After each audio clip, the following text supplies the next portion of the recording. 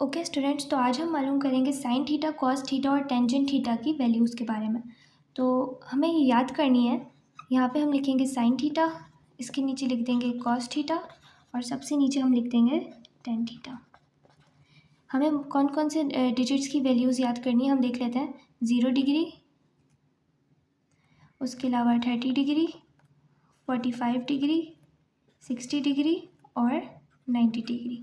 तो अगर हम साइन थीटा की बात करें तो साइन थीटा में जो है हमारे पास हम हर जगह से अंडर रूट बनाएंगे। सबके नीचे हम लिख देंगे 4।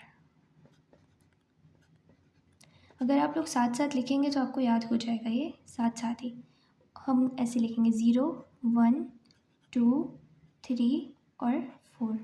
हमें पता है कि अगर ऊपर 0 होगा तो इसका आंसर आ जाएगा 0। तो साइन 0 डिग्री क्या हो गया? 0।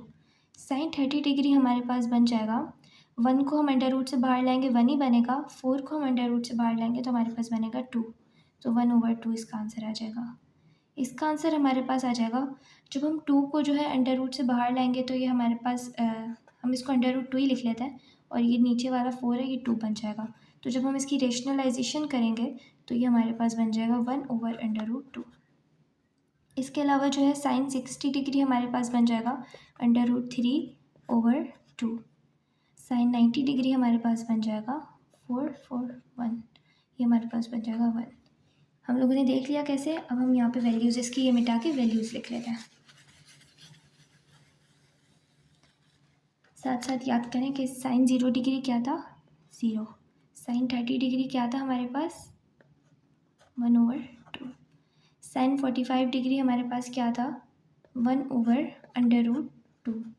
साइन 60 डिग्री हमारे पास था √3/2 और साइन 90 डिग्री हमारे पास था 1। अब आ जाते हैं कॉस थीटा की वैल्यूज़ के बारे में। कॉस थीटा में देखें, यहाँ पे जो 90 में लिखा है यहाँ पे हम लिख देंगे 0 में, जो लिखा है 60 में यहाँ पे लिख देंगे 30 में, 45 सेम, 30 वाला यहाँ आ जाएगा और 0 डिग्री वाला यहाँ आ जाएगा। तो हम लिख लेते हैं यहाँ पे साइन 90 डिग्री जो है कॉस 0 डिग्री बन जाएगा, हम यहाँ पे लिख देंगे 1। फिर साइन 60 डिग्री हम यहाँ पे कॉस 30 डिग्री में लिख देंगे, यानी कि √3/2। यहाँ पे सेम आ जाएगा 1/√2। जबकि कॉस 60 डिग्री हमारे पास आ जाएगा साइन 30 डिग्री के बराबर, ये हमारे पास है 1/2। और कॉस 90 डिग्री हमारे पास आ जाएगा 0। अब अगर हम टेन थीटा की बात करें, वैसे जो कॉस और साइन वाला मामला हुआ है ये हमारे पास एक होता है कॉम्प्लीमेंट्री एंगल्स का जो टॉपिक होता है, उसमें हमें समझ आ जाएगा कि होता है alpha plus beta is equal to 90 degree.